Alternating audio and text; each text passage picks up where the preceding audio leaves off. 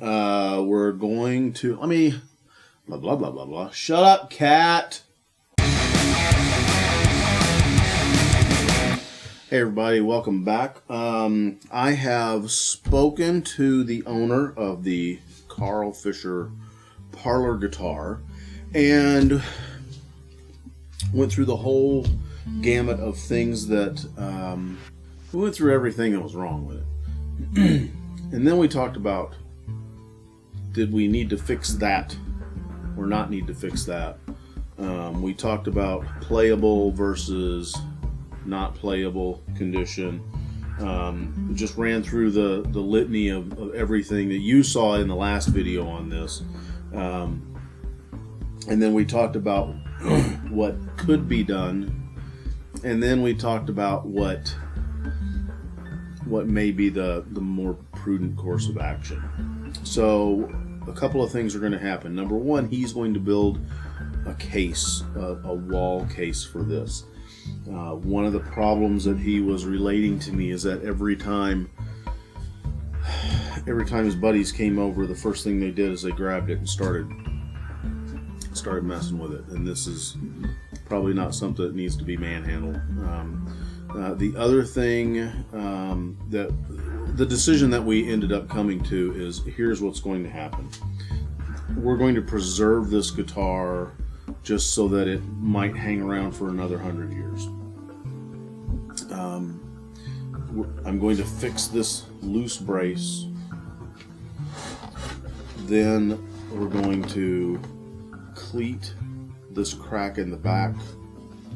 We're going to work on stabilizing this big crack in the side, which you can see.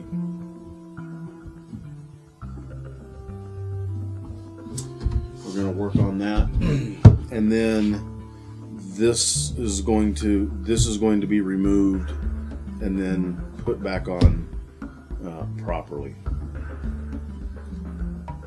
And I'm going to put this back in.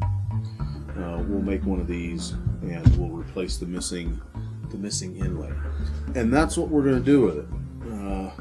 We'll put strings on it so that it looks like a guitar, and that's where, between the two of us and talking, that's where we're going to go.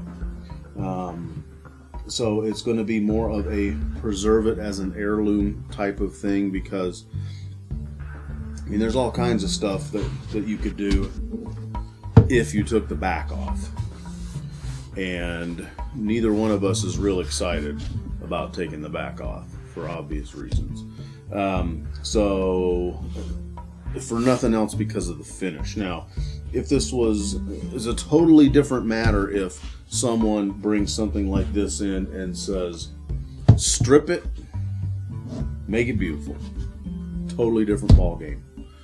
The game we're playing now this is a family relic, and we want to keep it the way it is. So that's what we're going to do.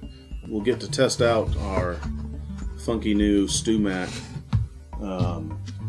bracing jack on this to pull this part of the guitar up. So it's going to go back into the case. I've had it in the case for well over a week, just trying to get it hydrated up, and it feels better. The gaps are smaller now, and we're just going to keep going because we'll get a nice humidity level here for 3 or 4 days in addition to what's inside the case. And then like 2 days ago it was down to like 26% humidity type of stuff. So we'll have to pick and choose when we do this and when we glue this. So certainly not going to be using urethane glue to put this on. It will hot glue it down again. That's the update. I'll post something when there's something to post. Y'all have a good weekend. Cheers. Hey, if you like this episode of Rattlecan Guitar Restorations, you might want to check this video out as well. Be sure to subscribe to us on YouTube, and if you'd like to help the channel grow, consider stepping over to our Patreon page and giving that a look. Y'all have a good weekend. Cheers.